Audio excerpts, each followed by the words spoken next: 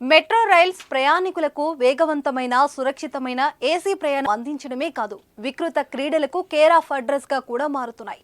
Social మీడియాలో మెట్రోకు సంబంధించిన వీడియోలు తెగ వైరల్ అవుతుంటాయి.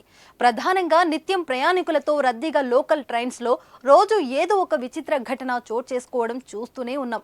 మెట్రో రైల్లో అమ్మాయిలను వేధించడం, అసభ్యకరంగా ప్రవర్తించడం, ఇతర ప్రయాణికులకు ఇబ్బంది కలిగే పనులు చేయడం వంటి ఘటనలు నిత్యం వెలుగులోకి వస్తున్నాయి.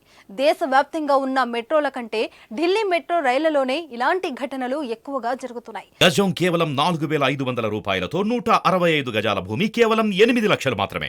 ముంబై, బెంగళూరు, హైదరాబాద్ లాంటి మెట్రోలో కూడా ఇలాంటివి అప్పుడప్పుడు జరుగుతున్నాయి.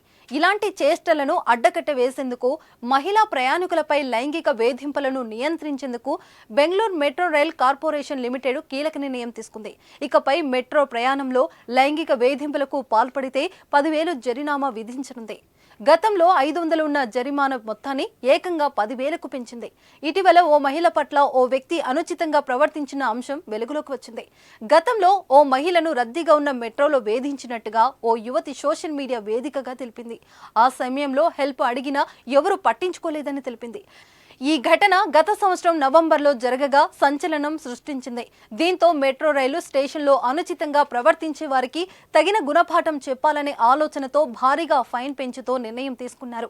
మెట్రోలో ప్రయాణికుల సంఖ్య గణనీయంగా పెరుగుతున్న క్రమంలో మహిళా ప్రయాణికులపై వేధింపులు కూడా పెరగడం ఆందోళన కలిగిస్తుంది. ఇటీవల మెట్రోలో ఆకతాయిలు రెచ్చిపోతున్నారు. మెట్రో వేదికగా కొంతమంది యువతి యువకులు చేస్తున్న కార్యకలాపాలు కూడా విమర్శలకు తావిస్తున్నాయి. ఇలాంటి ఘటనలకు సంబంధించి ఇప్పటికే ఎన్నో వీడియోలు సోషల్ మీడియాలో వైరల్ కాగా నెటిజన్లు మండిపడుతూనే ఉన్నారు. అధికారులు ఎన్ని చర్యలు చేపడుతున్నా వాటికి మాత్రం అడ్డుకట్ట పట్టడం లేదు. ప్రధానంగా ఢిల్లీ మెట్రోలో తరచూ ఇలాంటి ఘటనలు జరుగుతున్నాయి. ఇలాంటి వికృత చేష్టలను అరికట్టడం కూడా ఢిల్లీ మెట్రో అధికారులు కూడా కఠిన నిర్ణయాలను అవలంబిస్తున్నారు. మరి మెట్రో యాజమాన్యాలు తీసుకుంటున్న నిర్ణయాలతో ఏమాత్రం ఫలిస్తాయో చూడాలి మరి.